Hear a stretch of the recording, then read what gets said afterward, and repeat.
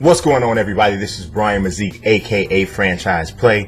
Gotta tell you about this new app called RotoQL. RotoQL works for users for DraftKings as well as FanDuel, and it does two things primarily. It saves time when you're picking lineups. The second thing that it does is obviously what? It helps you win more.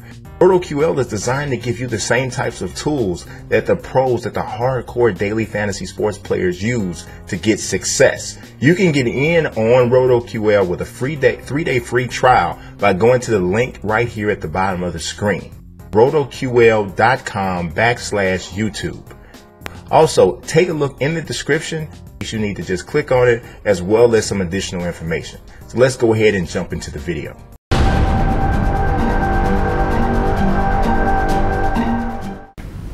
Not everyone is looking forward to the Conor McGregor Floyd Mayweather Jr. fight on August 26th in Las Vegas, Nevada from the T-Mobile Center, but I am looking forward to it. Obviously, I am a hardcore combat sports guy.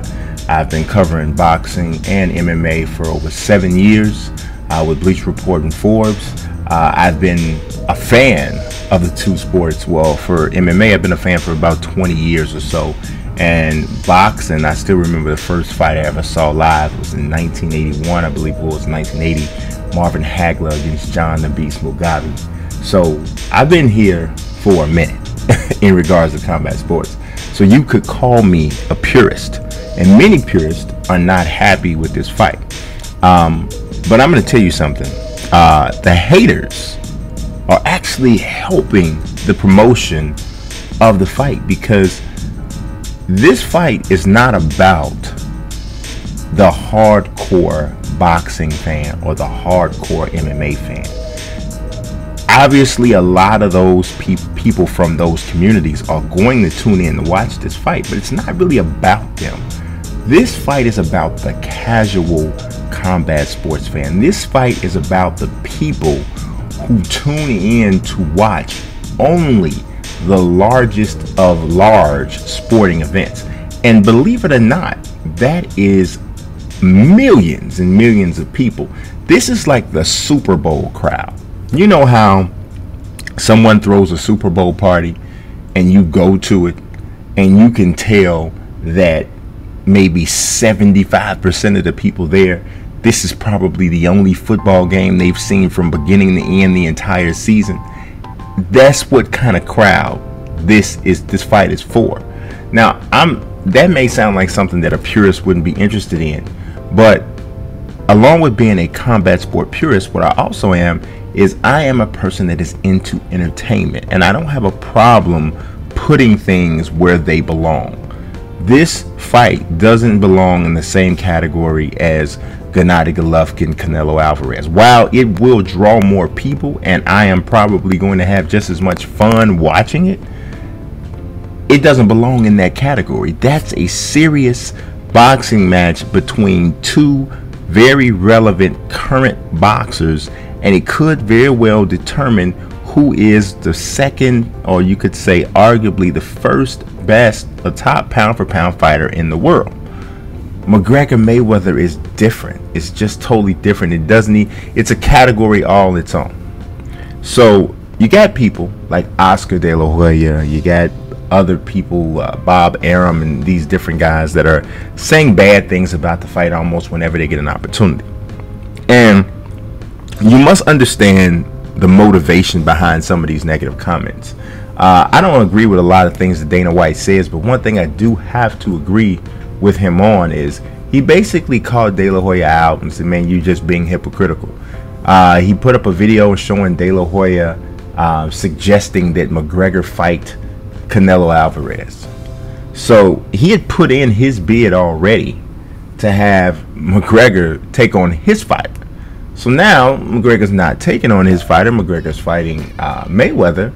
And it's hard not to just look at this and say, okay, well, Oscar is salty because the biggest sporting event literally of the year, more than likely, the only thing that's going to rival it is the Super Bowl, is going to take place, and De La Hoya has no way at all to earn anything off of this fight. He will not benefit monetarily at all. Same thing from Bob Arum. Okay, So those guys, I mean, Arum not as much, because in Arum's old age, I've noticed him mellowed out a bit. I mean, he's still liable and, you know, likely to go on some sort of profane rant, but overall, that ultimate competitiveness that you would hear him have maybe 15 years ago, you don't hear it as much. But he has said that the fight is a joke. He compared it to Muhammad Ali, Antonio Inoki, which he promoted years and years ago, and he called that fight a joke. So you know, it is what it is. But the more of these people talk negatively about it, they're just driving the intrigue. They're making the event more and more polarizing. And when something is polarizing, people are going to be interested. It has been a crazy draw on social media. It's been a crazy draw when you look at things like the search engines. I mean, I wrote an article about McGregor and Mayweather, their estimated purses, based off of some information that I had collected from various different sources, and the traffic on the article was insane. So I'm looking at that, and I'm looking at all these different things, and you're watching. No matter how many people criticize this event, the popularity appears to grow and grow and grow as we come closer to the event. Now, the world tour, which is going to go through 4 cities, I believe it's Los Angeles, Brooklyn, London, and I'm missing, I think it's Toronto, I believe it is. 4 different cities this world tour is going to take place. They're going to do a press conference, face-to-face meetings. They'll probably do face-offs at each one. Each guy will have an opportunity to get the mic and talk trash and rile the crowd up and hold the whole nine. They're going to have a live performance. The first one is on July 11th. It's going to be in Los Angeles at the Staples Center. From the way the ticket information is written, it sounds like it's going to be free on top of that. Every time one of these press conferences take place, it's only going to build crazy momentum. People who are not familiar with Conor McGregor are going to learn and understand why this guy has become such a big star. He is insane when it comes to trash talk on the mic. He knows what he's doing, and he's going to blow some people's mind on July 11th when he introduces himself to some of the people in the boxing community who may not know exactly who he is. So like I said, not everybody is into this fight, but not everybody approves of this fight. But the more and more they criticize it, the more and more they put it down, the more and more they continue to talk about it, whether positively or negatively, it's only going to help the bottom line for what's going to be the most lucrative sporting event of 2017.